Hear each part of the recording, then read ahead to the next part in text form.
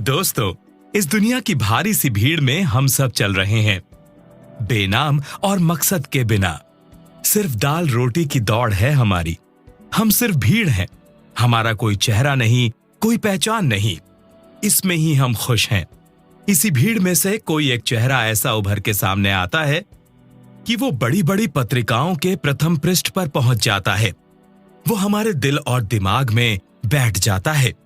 हम उसको पसंद कर सकते हैं, उसको नापसंद भी कर सकते हैं, लेकिन उसको नजरअंदाज नहीं कर सकते। ऐसा ही एक चेहरा है स्टीव जॉब्स का, जो आज भौतिक रूप से तो हमारे बीच नहीं है, लेकिन उनका बनाया हुआ वो आईफोन हमारे लिए चाहत है। वो आज भी न जाने कितने दिलों को बेकरार करने का काम कर रहे हैं। स्टीव जॉब्स अनेक नए उद्यमियों के रोल मॉडल हैं। न जाने कितने ही लोग स्टीव जॉब्स बनना चाहते हैं। प्रश्न उठता है कि आखिर क्यों? ऐसा क्या था उस व्यक्ति में? क्यों वो अपनी कमियों के बावजूद भी लोगों को प्रेरित करता है? क्या था उसमें जो उसको इतनी ऊंचाइयों तक ले गया? क्या ये महज एक इत्तेफाक था? कुछ लोगों को ऐसा लग सकता है। क्या स्टीव समय के एक ऐसे पायदान पर खड़ा था जहां सफल होना आसान था? शायद हां, शायद नहीं। या फिर वो सिर्फ भाग्य के सहारे यहां तक पहुंच गया? हां, यह भी हो सकता है। या फिर कोई ऐसा मेल था इन सब का? कुछ भी हो सकता है।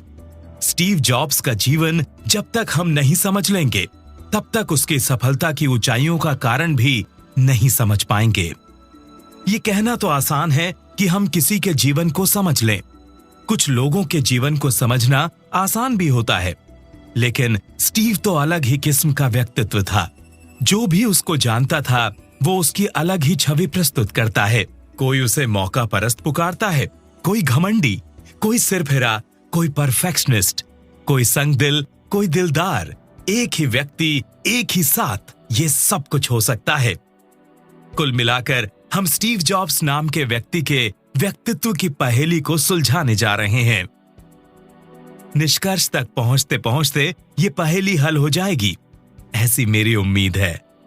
जहां तक संभव है, इस ऑडियो बुक की कोशिश रहेगी कि सिर्फ तथ्य और सच ही बताया जाए।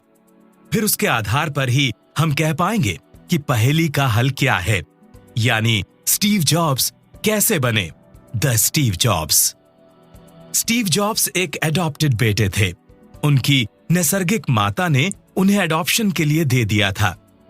स्टीव पॉल जॉब्स का जन्म 24 फरवरी 1955 को हुआ था।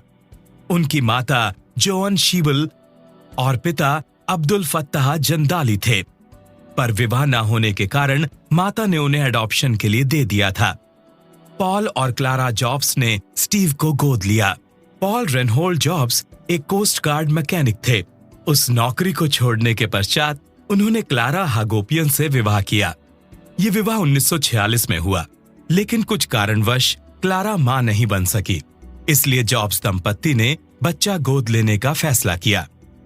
ये निर्णय 1955 में लिया गया। इधर शीबल 1954 में गर्भवती हुई।